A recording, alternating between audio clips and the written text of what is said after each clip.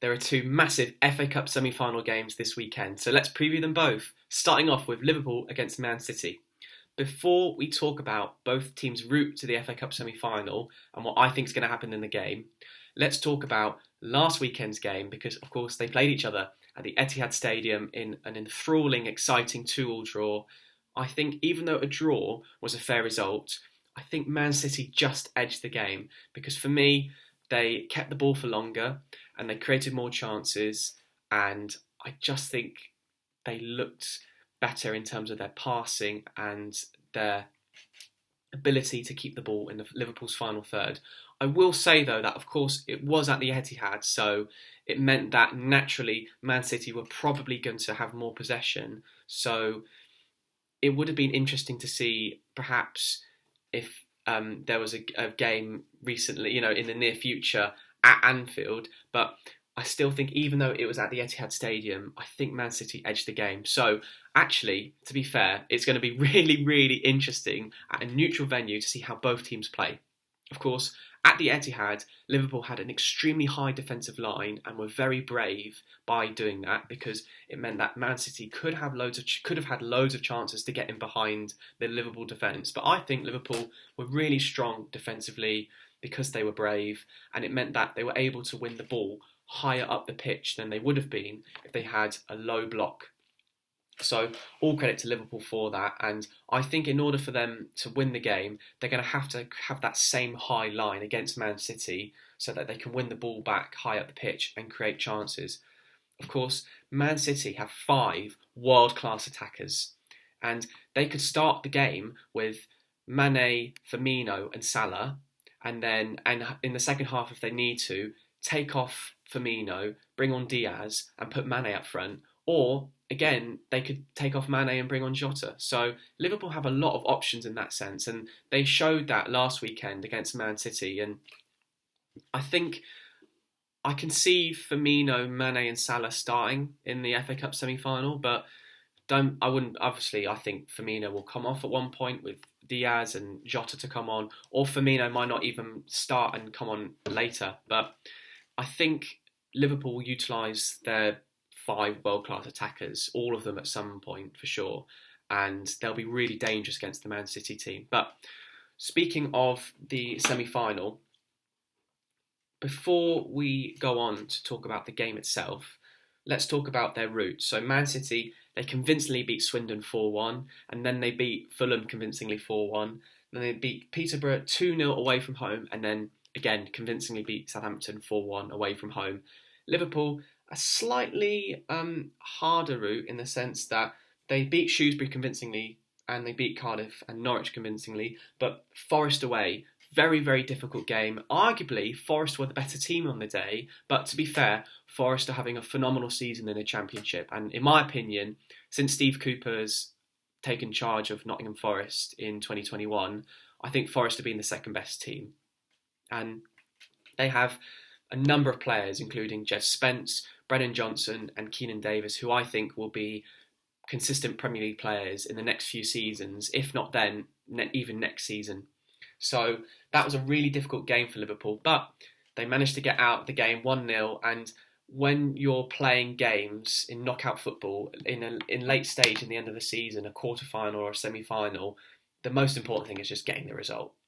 Getting the win and then moving on to the next round, which is exactly what Liverpool did. And Liverpool and Man City now face each other at Wembley, so it's going to be really interesting to see how both teams play in a neutral venue. Like I said, I think in order for Liverpool to win, they're going to have to be brave and have a high defensive line, but it will mean that Man City will create chances by playing balls in behind and feeding off that space. So even though I think both teams are very similar, or at a level playing field in terms of how good they are, I mean, both teams have been phenomenal, and even midweek, both teams managed to get through midweek. They've been at it for a number of seasons, so fair play to both teams, and I think it will be a very tight game, but I think Man City will create more chances and win the game 1-0. I just think they'll edge it, but I would not be surprised, like I said, if one of Liverpool's 5 world-class attackers took the one chance they got in the match. But I'm going to go with a Man City win. The other FA Cup semi-final game is Palace against Chelsea. Now, Palace's route to the FA Cup semi-final, they beat Millwall 2-1. Not an easy game for them. They fell behind, but Michael Elise produced a magnificent performance, and he's had a brilliant season for them, and he's back for the game on Sunday, which is a huge boost for Palace. So fair play to Palace. They won that game. Then they beat Hartlepool 2-0. Then they played against Stoke. It wasn't a convincing game. Vieira did criticise that performance, and Stoke did have a number of chances, but Palace managed to win the game 1-0.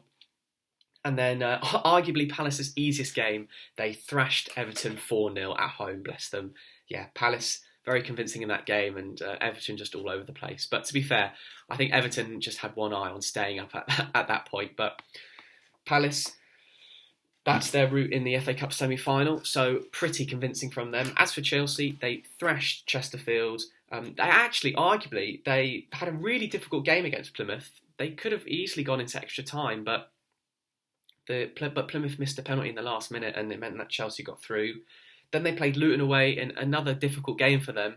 They managed to win 3-2, a really exciting game, but not convincing from Chelsea, especially defensively.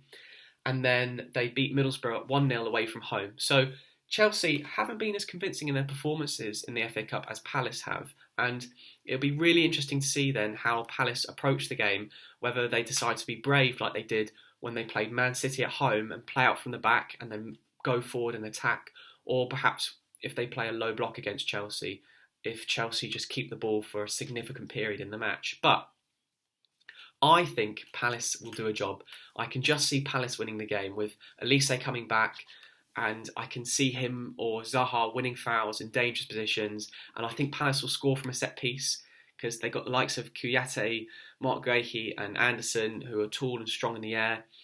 And look, Chelsea have got big game players, and they're strong defensively themselves, and they've just come off the back of a phenomenal performance at the Bernabeu. But Chelsea, I don't know any other club like it, where in the same season that they outperform Real Madrid certainly away from home at the Bernabeu, in the same season they can't sell matchday programmes. I mean, Chelsea have just had a crazy season, but I can just see them slipping in this game. I just have a feeling that Palace will put in a really good attacking performance.